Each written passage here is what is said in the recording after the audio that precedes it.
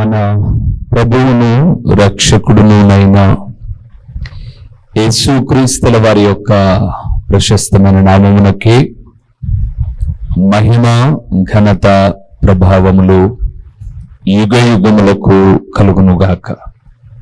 సర్వకృపానిధియగు దేవుడు ఆయన గొప్ప కనికరమును బట్టి మరొక శ్రేష్టమైన శుభదినములు దేవుని విలువైన మాటలు మనము ధ్యానము చేయుటకు ప్రభువు కృప చూపి ఉన్నాడు. ఈ శ్రేష్టమైనటువంటి శుభదినములో దేవాది దేవుని పాద సన్నిధిలో కూడి దేవుని మాటలు వింటూ ఉన్నటువంటి దేవుని ప్రియబిడ్డలైన మీ అందరికీ కూడా ప్రభు అయిన యేసుక్రీస్తు పేరిట వందనములు తెలియచేయచ్చు ఉన్నాను. అదే సమయంలో ప్రతిదినము దేవుని వాక్యము వింటూ ఆధ్యాత్మికంగా బలపరచబడుతూ ఈ దీన సేవకుని కొరకు ప్రార్థనలు చేస్తూ ఉన్న దేవుని ప్రియబిడ్డలైన మీ అందరికీ కూడా నిండు వందనములు తెలియచేయచ్చు ఉన్నాను. చూస్తూ ఉండగానే దినాలు ఎంతో వేగంగా గతించిపోతూ ఉన్నాయి.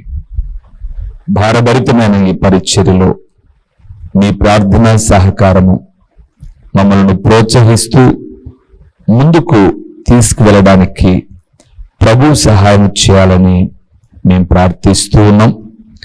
మీరు కూడా దేవుని ఉన్నతమైన పరిచర్యలో మీ వంతుగా ప్రార్థనా సహకారంతో ఎప్పటికప్పుడు ఈ పరిచర్య రాకడ వరకు కొనసాగులాగున ఎత్తి పట్టవలసిందిగా మనవి చేస్తూ ఉన్నాము. ఈ దినము రేపు ఒక ప్రాముఖ్యమైన విషయాన్ని మీతో మాట్లాడమని ప్రభు చెబుతూ ఉన్నాడు.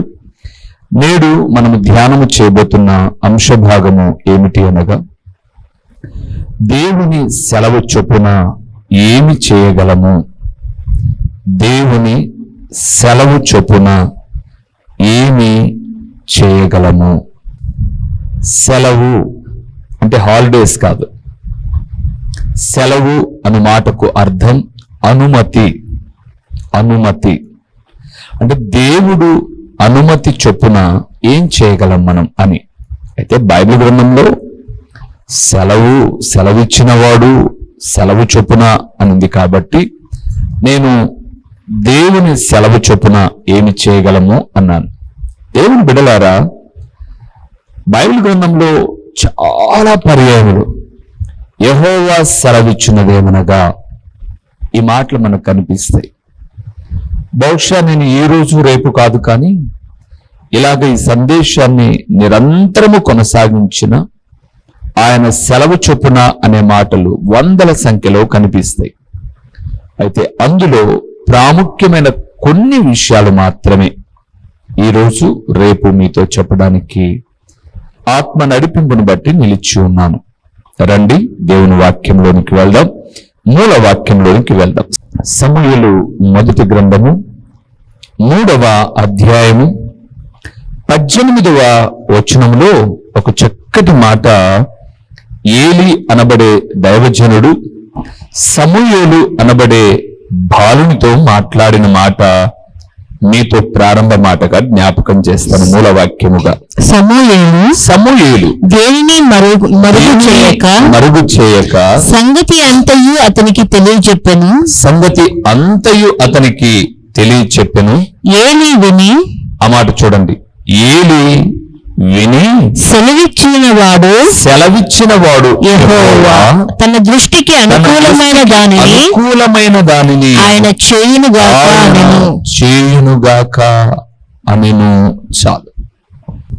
ప్రభునందు ప్రియమైన వారలారా, ఈ మూల పాఠాన్ని మీరు తర్వాత 2వ 3వ అధ్యాయాన్ని చదివితే, హన్నాకు పిల్లలు లేరు, షిలోహుకు వచ్చి ప్రార్థన చేసుకుని వెళ్ళేది. కానీ ఒక దినాన దేవుని మందిరములో ప్రాధేయపడుతూ కన్నీరు కార్చి, నాకొక్క మగబిడ్డని అయ్యా, గొడ్రాలనే నిందను తీసివేయి, ఆ బిడ్డను నీ కొరకే, నీ పరిచర్య కొరకే ఇస్తాను, నాకు గొడ్రాలు అనే నింద పోతే చాలు అని ప్రార్థించింది. ఏలి ఆ దేవాలయంలో కూర్చొని ఉన్నాడు, గమనిస్తూ ఉన్నాడు. అమ్మాయి, ఎంతసేపు మత్తురాలుగా ఉంటావు, ఆ మత్తు వదిలే అనంటే దైవజనుడా అలా అనద్దు, నేను మత్తులో లేను, హృదయ దుఃఖములో ఉన్నాను. నేను నా దుఃఖాన్ని అంతరంగములోని మూలుగులతో ప్రభువుకు చెప్తున్నాను. నేను దైవ భయము కలిగిన స్త్రీని, గర్భవతిని కాలేదు, నేను గొడ్రాలుగా ఉన్నాను. నేను నా బాధను ఆయనకు చెప్పుకున్నాను, గర్భఫలము ఆయన కదా ఇచ్చేది అని ప్రాధేయపడితే ఏలి మంచి మనసుతో అన్నాడు, మీదటికి ఇలాంటి సమయాన్న నీ గర్భమును దేవుడు తెరచి నువ్వు కోరుకున్న దాన్ని ఇస్తాడు, ధైర్యంగా వెళ్ళమ్మా అన్నాడు. ఈమె అక్కడ ఏమని మొక్కుకుందంటే, నాకు ఒక మగబిడ్డని ఇస్తే వాడి పాలు విడవగానే నీకే అప్పగిచ్చేస్తా. అలాంటి నిర్ణయము ఆ తల్లి తీసుకుంది. దేవుడు ఆమె ప్రార్థన విన్నాడు, బాబుని ఇచ్చాడు. పాలు విడిచేంత వరకు తన దగ్గర పెట్టుకుంది. పాలు మాన్పగానే, అంటే వాడు పాలు తాగడం మానగానే సమూయేలును తెచ్చి షిలోహులోని దేవుని మందిరంలో వదిలిపెట్టి, నువ్విచ్చిన బిడ్డను నీకు ఇస్తున్నాను, ఇక నేను అప్పుడప్పుడు ఈ బిడ్డకు ఒక వస్త్రాన్ని కుట్టి తెచ్చి చూసుకుంటానే తప్ప వీడు నా బిడ్డ కాదు, నీ బిడ్డే ప్రభువా అని చెప్పింది. ఈ మాటను నేను చూస్తూ ఉన్నప్పుడు మా సేవా జీవితంలో చాలా పర్యాలు ఇలాంటి సంఘటనలు ఎదురయ్యాయి. అన్నా, మాకు బాబు పుడితే దేవుడు పిల్లలను ఇస్తే దేవుని కొరకు పెంచుతాం అని చెప్పి పుట్టినది మొదలుకొని వారికి ప్రార్థన ఉండదు, పెరిగే బిడ్డకు ప్రార్థన ఉండదు. ఒక వయసు వచ్చిన తర్వాత వీడు దేవుని సేవ చేయాలన్నా అంటారు. ఎప్పుడు పాఠశాలని, ట్యూషన్స్ అని, ఇలాగే జీవితం అంతా గడిచిపోతుంది. చెప్పేది ఒకటి, చేసేది ఒకటి, శపితమైన జీవితాలు. కానీ తల్లి బిడ్డనిచ్చింది. ఆ దేవాలయంలో ఆ సమూయేలు పెరుగుతూ ఉన్నాడు. ఏలి ఒక చోట, సమూయేలు ఒక చోట రాత్రిపూట పడుకునే సమయంలో దేవుడు సమూయేలును దర్శించి సమూయేలు అని పిలిచాడు. బాలుడు కాబట్టి పిలిచినది గురువర్యులైనటువంటి ఏలి అనుకుని ఆయన దగ్గరికి వచ్చి, అయ్యా మీరు నన్ను పిలిచారండి, వచ్చాను అన్నాడు. నేను నిన్ను పిలవలేదు నాన్న, వెళ్ళి పడుకోపో అన్నాడు. ఆయన పడుకున్న తర్వాత మరలా దేవుని స్వరం వినపడుతుంది, సమూయేలు అని అడగానే మరలా ఏలి దగ్గరకు వచ్చాడు. అయ్యా మీరు నన్ను పిలిచారు, నేను వచ్చాను అన్నాడు. ఇక్కడ వీరిరువురి సంభాషణ అద్భుతకరం అండి. నేను పిలవలేదు నాయన, వెళ్ళు అన్నాడు. మనము ఎవరినైనా ఒకసారి పిలిచి రెండోసారి పిలిచినప్పుడు రాకపోతే ఎన్ని మాటలు పిలవాలిరా, నీకు కొంచెం కూడా భయం లేదు, ఇంకేమేమో మాట్లాడేస్తాం. రెండవది, ఈ బాబు వలె ఒకవేళ పిలిస్తే వచ్చి పిలిచారండి అని అంటే, నేను కాదులే అని అంటే మూడవసారి పిలిచినా నిజంగా పోరు. కానీ మరలా దేవుడు పిలిచినప్పుడు మరలా సమూయేలు దగ్గరికి వచ్చాడు. సమూయేలుకు అర్థమైంది, సరే ఏలీకి అర్థమైంది ఏంటంటే సమూయేలును దేవుడు పిలుస్తున్నాడు కాబట్టి, ఆయన స్వరాన్ని గ్రహించలేనివాడు కాబట్టి ఏలి అంటాడు, ఈసారికి నిన్ను పిలిస్తే చిత్తము నీ దాసుడు ఆలకిస్తున్నాడు, చెప్పు అను, చెప్పింది విను అన్నాడు. ఇప్పుడు మరలా సమూయేలును దేవుడు పిలిచాడు. చిత్తమండి, నీ దాసుడు ఆలకిస్తూ ఉన్నాడు, చెప్పండి అని అన్నాడు. దేవుడు చెప్పాడు, నేను ఏలీని ఎంతగానో ప్రేమించి సేవకునిగా ఏర్పాటు చేసుకున్నాను. ఆయన పిల్లలు మాత్రం పూర్తిగా వైదొలిగిపోయారు. నాకన్నా వారిని ఎక్కువగా ప్రేమించి వారిని నా కుమారులారా ఇలాగ చేయొద్దనడం తప్ప వారిని ఖండించడం, గద్దించడం, తొలగించడం ఏం చేయట్లేదు. నేను ఏలి కుటుంబాన్ని భూమి మీద ఉండకోకుండా తుడిచిపెడతాను అనే సంగతులు చెప్పాడు. పడుకున్నాడు సమూయేలు, భయంగా ఉన్నాడు. ఉదయాన్నే ఏలి లేచి ఏం మాట్లాడాడు రాత్రి నీతో భయపడ్డాడు. ఆయన చెప్పింది ఏది మరుగు చేయకుండా చెప్పు, లేకపోతే నీ కీడు అని అంటే సమూయేలు అన్ని విషయాలు మరుగు చేయక ఒకదాని తర్వాత ఒకటి అన్ని కూడా చెప్పినట్లుగా మనం చూస్తాం. ఆ మరుగు చేయక చెప్పిన సంగతులు విన్న ఏలి అంటున్నాడు, సెలవిచ్చిన వాడు యెహోవా తన దృష్టికి అనుకూలమైన దానిని ఆయన చేయునుగాక అన్నాడు. ఏమంటే ఇప్పుడు దేవుడు చెప్పాడు సమూయేలు ద్వారా, అతడు దైవ భయం లేకోకుండా తన పిల్లలను పెంచాడు, తప్పటి అడుగులు వేస్తున్నా ఖండించలేదు. వారు నాశనం అయిపోతారు, పతనం అయిపోతారని చెప్పు అని అంటే దేవుని సేవలో తర్ఫీదులో ఉన్నటువంటి సమూయేలు అంత పెద్దానికి చెప్పాడు. ఈరోజు నాలాంటి సేవకుడు ఇది దైవ క్రమము కాదు, తప్పు అని చెబితే సెలవిచ్చిన వాడు దేవుడు కాబట్టి అయ్యో మేమేమంటాం సేవకుని అనట్లా తిరగబడి రకరకాలైన శాపాన్ని కొని తెచ్చుకుంటూ ఉన్నారు. కానీ ఏలి ఎంత కురువృద్ధుడో తెలుసా? సమూయేలుకు ఏలికి దాదాపు 1-2 కాదు, 60-70 సంవత్సరాల వయసు తేడా ఉంది. కానీ ఏలి దేవుడు చెప్తే అలాగే కానిగాక అన్నాడు. మీకు ఇంకొక మాట చెప్పి కొన్ని విషయాలు వివరిస్తాను. జకరియా గ్రంథంలోనికి రండి. జకరియా గ్రంథము 1వ అధ్యాయము 6వ వచనాన్ని అద్భుతకరమైన మాట అండి. ఒకసారి మీరు చూడండి. జకరియా గ్రంథం 1వ అధ్యాయము 6వ వచనం. అయినను నా సేవకులైన ప్రవక్తలకు నేను సెలవిచ్చిన మాటలను కట్టడలను మీ పితరుల విషయంలో నెరవేరలేదా? చాలా ఉన్నాయి. ఇంకా దేవుడు ఏదైనా చెప్పాలనుకుంటే సేవకుల ద్వారా చెప్తాడు, సేవకులకు సెలవిచ్చి చెప్తాడు. అక్కడ అదే అన్నాడు, నా సేవకులైన ప్రవక్తలకు నేను సెలవిచ్చిన మాటలు కట్టడలు నీ పితరుల విషయంలో నెరవేరలేదా? నెరవేరాయి కదా. దేవుడు మాట్లాడాల్సి వచ్చినప్పుడు ఈరోజు వాక్యము ద్వారా తన సేవకును నిలబెట్టుకొని మాట్లాడతాడు. నీతో ఏం మాట్లాడు, ఎందుకంటే నీకు అనుకూలమైన వాక్యాలను నువ్వు తీసుకుంటావు. బైబిల్ చదివేటప్పుడు కఠినమైనవి ప్రక్కన పెడతావు. కానీ దేవుడు తన సేవకుల ద్వారా మాట్లాడతాడు. అందుకే ఈరోజు జ్ఞాపకం చేస్తున్నాను, సేవకుడు నిలబడి దైవావేశం వలన మాట్లాడేటప్పుడు నువ్వు తల వంచితే లోకంలో తల ఎత్తుకుని బ్రతుకుతావు, తిరగబడితే తలకిందులైపోతుంది జీవితం. జాగ్రత్త ప్రియులారా. ఇంతకు దేవుని సెలవు చొప్పున అంటే అనుమతి చొప్పున ఏం జరుగుతాయో కొన్ని విషయాలు చూద్దామా? రండి, మొదటి విషయానికి వద్దాం. ప్రసంగి గ్రంథము 2వ అధ్యాయము 25వ వచనాన్ని ఒకసారి మనం చూద్దాం ప్రియులారా. ప్రసంగి గ్రంథం 2:25. ఆయన సెలవు లేక భోజనము చేసి సంతోషించుట ఎవరికి సాధ్యమో చాలు. మొట్టమొదటిది ప్రియులారా, దేవుని సెలవు చొప్పున ఏమి చేయగలము అని అంటే ఆయన సెలవు చొప్పున భోజనము చేసి సంతోషించగలం. భోజనము చేసి సంతోషించగలం అంటే ఇప్పుడు మీరు అనొచ్చు, మేము భోజనం చేసి సంతోషించడం లేదా అని.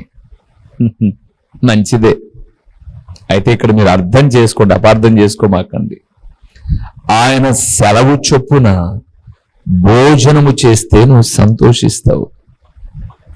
ఆయన సెలవు లేదనుకో, భోజనం చేస్తే కక్కుంటావు,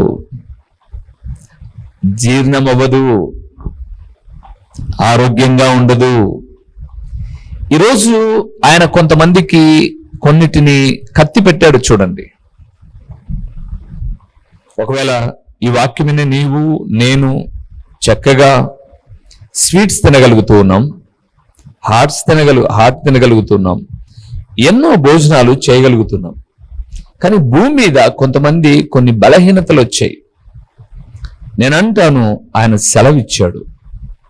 అవునండి, ఆయన సెలవిచ్చాడు. ఇప్పుడు ఉదాహరణకు నేను ఒక మాట చెప్తాను. నాకు హైలీ ప్రోటీన్స్ అంటే ఇష్టపడి ఏదైనా ప్రోటీన్ సంబంధించినవి, విత్తనాలు సంబంధించినవి లేదా మాంసము ఇలాంటి ఆహారము తరచుగా తీసుకున్నాను అనుకోండి, ఇక్కడ వారంలో 2-3 సార్లు 4 సార్లు తిన్నాను అనుకోండి, నాకు యూరిక్ యాసిడ్, గోట్ ఇన్ఫెక్షన్ అంటారు కదండి, వెంటనే కాళ్ళ దగ్గర బొట్టుకుని వేలు బాగా ఎర్రగా అయిపోయి నడవలేను. డాక్టర్ గారి దగ్గరికి వెళ్తే అందరికీ ప్రోటీన్స్ తక్కువైతే నీకు ఎక్కువ బాబు అన్నాడు. ఇప్పుడు నేను వెళ్ళే చోట ప్రతి చోట మాంసం ఉంది అని చెప్పి నేను తినలేను. నాకు ఆయన సెలవు ఇవ్వాల. అందుకే తినేటప్పుడు పరిధిగా. ఎందుకంటే మీకు ఏదో షుగరో బీపీనో థైరాయిడ్ ఇలాగుందని అదేదో పాపము కాదు, శాపము కాదు. ఆయన సెలవు అంతే. అంటే ఆయన అనుమతి. అందుకే అన్నాను, ఆయన అనుమతి చొప్పున, సెలవు చొప్పున భోజనము చేసి సంతోషించగలం. ఆయన అనుమతి ఇవ్వలేదనుకోండి, భోజనం చేసిన అరగదు. అరగని కూడా రకరకాల ప్రయత్నాలు చేసే రోజులు ఇప్పుడు. అరగాలని చెప్పి కూల్ డ్రింక్స్, డైజెషన్ టాబ్లెట్స్ ఎన్నో. అందుకే దేవుని సెలవు చొప్పునే భోజనము చేయగలము, సంతోషించగలం. భోజనము చేసి సంతోషించగలం. అందుకే అపార్థం చేసుకోమాకండి అన్నాను. అంటే ఇప్పుడు మనము భోజనము చేసి సంతోషించాలంటే ఆయన సెలవు అవసరం, అంటే ఆయన అనుమతి అవసరం. అది మీరు మరిచిపోమాకండి ప్రభునందు ప్రేమైన వారలారా. అందుకే సమూయేలు మొదటి గ్రంథం 3:18 ఏలీ అంటున్నాడు, సెలవిచ్చిన వాడు యెహోవా. తనకిష్టమైనదంతా ఆయన చేసేవాడు. ఆయన సెలవు చొప్పున భోజనము చేసి సంతోషించగలం. రెండవది విలాప వాక్యములు 3వ అధ్యాయము 37వ వచనం, 3:37వ వచనాన్ని మనం చూద్దాం. ప్రభు సెలవు లేనిదే మాట ఇచ్చి నెరవేర్చగలవాడెవడు. చాలు. రెండవది ప్రభునందు ప్రియులారా, ఆయన సెలవు ఉంటే మనము ఇచ్చిన మాటను నిలబెట్టుకుంటాం. ఇప్పుడు కొంతమంది తప్పు ఆలోచన కలిగిన వాళ్ళు కూడా తీసుకొస్తారు మీ దృష్టికి. కొంతమంది డంబంగా, గర్వం కోసం మాట ఇస్తారు, తర్వాత మాట దాటేస్తారు. ఇక్కడ అది కాదు. వాక్యము ఎరిగిన వారు, నేను జ్ఞాపకం చేస్తున్నాను, యాకోబు భక్తుడు అన్నాడు 5వ అధ్యాయంలో, మీ మాట అవునంటే అవును, కాదంటే కాదు. అంటే మీరు మాటకు కట్టుబడి ప్రభు సెలవు చొప్పున మాట ఇచ్చి నెరవేర్చగలరు. అందుకే ప్రభు సెలవు లేదనుకోండి, మాట ఇస్తారు, నెరవేర్చలేరు. అవును ప్రియులారా, ఒక దైవదాసుడిగా జ్ఞాపకం చేస్తున్నాను, ఆయన సెలవు ఉంటే మాత్రమే మాట ఇచ్చి నెరవేర్చగలం. బైబిల్ గ్రంథమే కాకుండా చరిత్ర పుటల్లోనికి మనం వెళ్దాం. ఎందరో అండి గొప్పగా డంబంగా మాటలు ఇచ్చి దాటేసిన వాళ్ళు. మమ్మల్ని చాలా మంది అన్నారు, అన్నా మా మాట అంటే మాటే, మీకు మేమున్నాం అని అన్నారు. కష్టాల్లో నేనే ఉన్నాను, వాళ్ళు ఎవరు లేరు నా వెంట. ఎందుకు? వాళ్ళు డాంబికులు, గర్విష్ఠులు. 10 మందిలో కనపడ్డానికి మాట్లాడిన వాళ్ళే తప్ప ప్రభు సెలవు చొప్పున మాట చెప్పిన వారు కాదు. ఇక రెండో విషయానికి వస్తే, సంఘపు బిడ్డలకు నేను కూడా అలాగే చెప్తాను. దేవుడున్నాడు, దైవ సేవకుడిగా నేను ఎప్పుడూ మీ కొరకు అందుబాటులో ఉంటాను. పెద్ద పెద్ద అవసరతలు తీర్చలేకపోయినా చిన్న చిన్న విషయాల్లో నేను ఎప్పుడూ ఒక ఆత్మీయ తండ్రిగా ఉన్నానని మర్చిపోమాకండి అని చెప్తాను. అర్ధరాత్రి తలుపు తట్టిన ఒక 5,000, 10,000 వచ్చిన కానుకలో నుంచి తీసి పెట్టింటాను.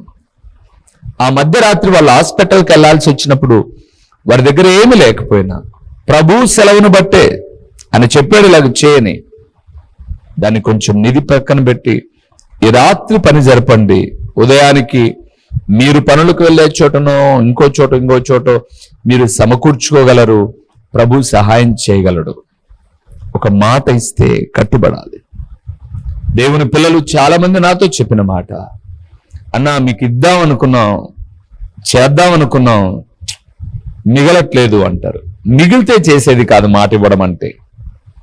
మాట ఇవ్వడం అంటే చేసి కట్టుబడి మిగులుదా లేదా తర్వాత విషయం. అందుకే జ్ఞాపకం చేస్తున్నాను, ఆయన సెలవు ఉంటే భోజనము చేసి సంతోషించగలం, ఆయన సెలవు ఉంటే మాట ఇచ్చి నెరవేర్చగలం. ఆయన సెలవు చొప్పున ఇంకేం జరుగుతుందో ఇంకో మాట చెప్పమంటారా? మత్తయి రాసిన సువార్త 10వ అధ్యాయము, మత్తయి రాసిన సువార్త 10వ అధ్యాయము 29వ వచనాన్ని ఒకసారి ఒకసారి మనం చూద్దాం. 10:29 మత్తయి సువార్త. 2 పిచ్చుకలు కాసుకు అమ్మబడును కదా, అయినను మీ తండ్రి సెలవు లేక వాటిలో ఒక్కటైనను నేలను పడదు. మీ తల వెంట్రుకలన్నీ లెక్కింపబడి ఉన్నవి గనుక మీరు భయపడకుడి. మీరు అనేకమైన శ్రేష్ఠులు. ఆయన సెలవు ఉంటేనే ఒక తల వెంట్రుకైనా రాలుతుంది. ప్రతిరోజు తల దూకునేటప్పుడు నా జుట్టంతా పోయింది కదండి, నూనె పల్ల, నీళ్లు పల్ల, ఇంకేం వేసుకుంటారు? కిరసనాలు వేసుకోండి, పడుతుంది. పెట్రోల్ వేసుకుంటారా? అరే, ఆయన సెలవు చొప్పున బైబిల్ గ్రంథం సెలవిస్తుంది. ఆయన సెలవు లేకోకుండా నీ తల వెంట్రుకలలో ఒక్కటైనా రాలదు.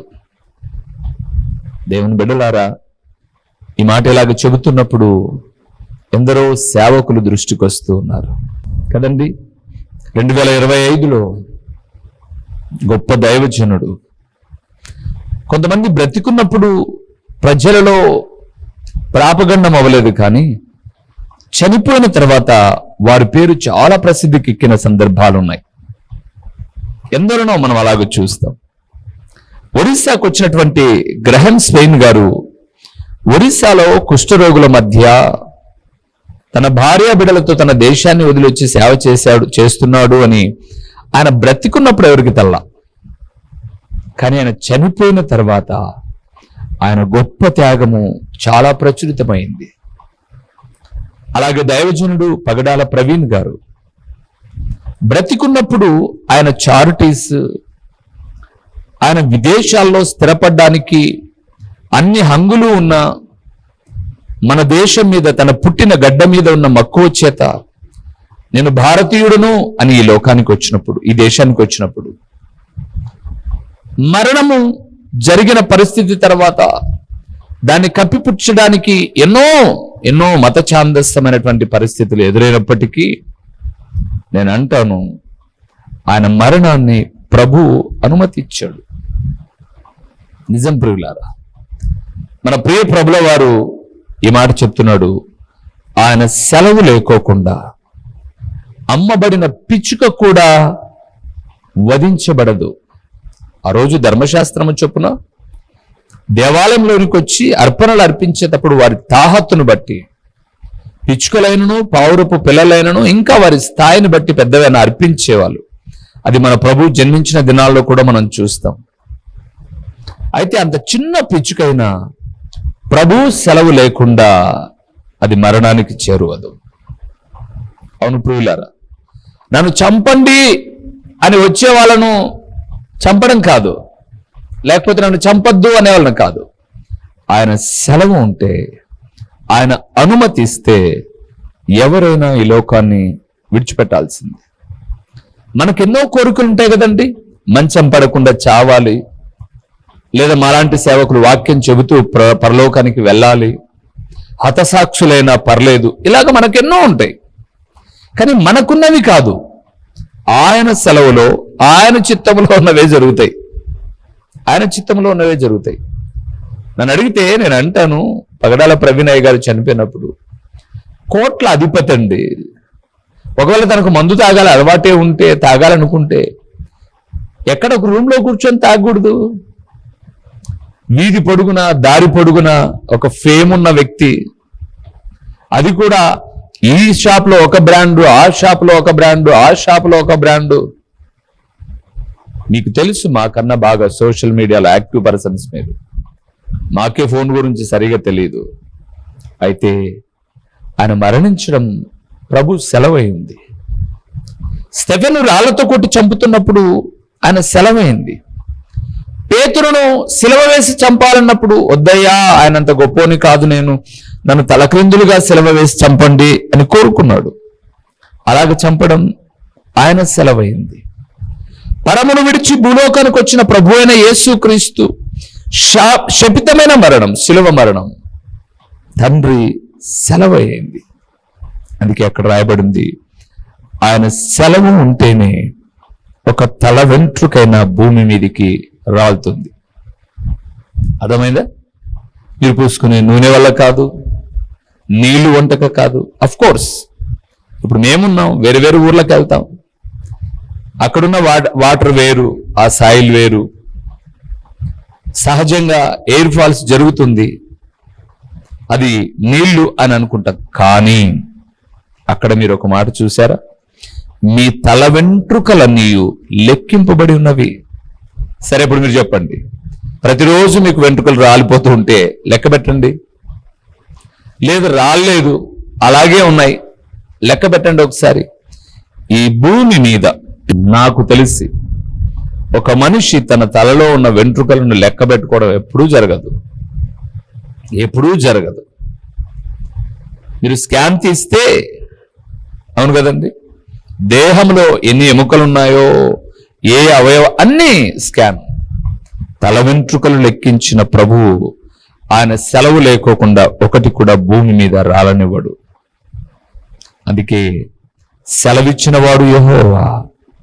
ఆయన తన సేవకులను వాడుకొని మాట్లాడుతూ సెలవిస్తాడు. ఆయన సెలవు ఉంటేనే మనము భోజనము చేసి సంతోషించగలం. ఆయన సెలవు ఉంటేనే మాట ఇచ్చి నెరవేర్చగలం. ఆయన సెలవు ఉంటేనే తల వెంట్రుక ఒకటైనా రాలుతుంది. ఇంతకు దేవుడు సెలవిచ్చేది ఏమిటి? సహజంగా ఏమి సెలవిస్తాడు ఆయన అన్న విషయాన్ని తర్వాత సందేశంలో మనం ధ్యానం చేద్దాం. తలను వంచండి, కళ్ళు మూసి ప్రార్థన చేసుకుందాం. మహోన్నతుడైన దేవా, మహాగణుడైన పరలోకపు తండ్రి, నీ ఘనమైన నామమునకు స్తోత్రములు నాయనా. ప్రతిదినము ఈ దీన సేవకుని నిలవబెట్టుకుని మీరు మాట్లాడుతూ ఉన్నారు అంటే సేవకునైనా నన్ను గొప్ప చేయడానికో లేదా మాకు సహకరించే వారికి గొప్ప చేయడానికో కాదు, కానీ నేను ప్రకటించడము, ఒకవేళ నీ బిడ్డలు సహకరించడము, ఈ ఛానల్ ద్వారా ఈ మాటలు ప్రచురితము కావడము మీరు సెలవిచ్చినది నాయన. అనగా సెలవు అనగా అనుమతి. మీ అనుమతి చొప్పున జరుగుతూ ఉన్నాయి. అందుకే ఏలి అన్నాడు, అది కఠినమైనా సరే సెలవిచ్చిన వాడు యెహోవా, ఆయన మాట చొప్పున జరుగునుగాక అని. మా కుటుంబాల్లో కొన్ని స్వయంకృత అపరాధాలు, అంటే మేము చేసిన తప్పుకు ఫలితాలు, ఏ తప్పు చేయకోకుండా కొన్ని భయానకమైన పరిస్థితులు మాకు ఎదురైనప్పుడు మీరు సెలవిచ్చారు అని మేము విధేయత చూపి మీకు లోబడ్డానికి కృప చూపండి. ఈరోజు మేము భోంచేస్తున్న భోజనము, అనుభవిస్తున్న ఆరోగ్యము, మేమిచ్చిన మాటకు కట్టుబడడం, నాయనా మమ్మల్ని నిలవబెట్టడం మీ సెలవైంది. ఇంకా మీరు సెలవిచ్చేది సహజంగా మానవ జీవితంలో ఏమిటో తర్వాత విషయాల్లో ధ్యానం చేయడానికి కూడా మీ ఆత్మ సహాయాన్ని మాకు అందించండి. ఓ తండ్రి, ప్రకటించిన ఈ పరలోకపు సంగతులు వ్యర్థముగా పోకుండా సారవంతమైన నేలను పడిన విత్తనము వలె 30దంతలుగా 60దంతలుగా 100అంతలుగా ఫలింపచేసి మీ ఘననామానికి మహిమ ఘనత ప్రభావములు మీరు కలుగు చేసుకున్నామని యేసు నామములో అడిగి పొంది ఉన్నాము తండ్రి, ఆమేన్. మా చిరునామా దైవజనుడు బ్రదర్ ఓ రూబేన్ గారు, క్రీస్తు ప్రార్థనా మందిరం, డోర్ నెంబర్ 1-10-386, నగరిగుట్ట, పులివెందుల, కడప జిల్లా. మీ ప్రార్థనా అవసరాల కొరకై సెల్ నంబర్ 9989067409.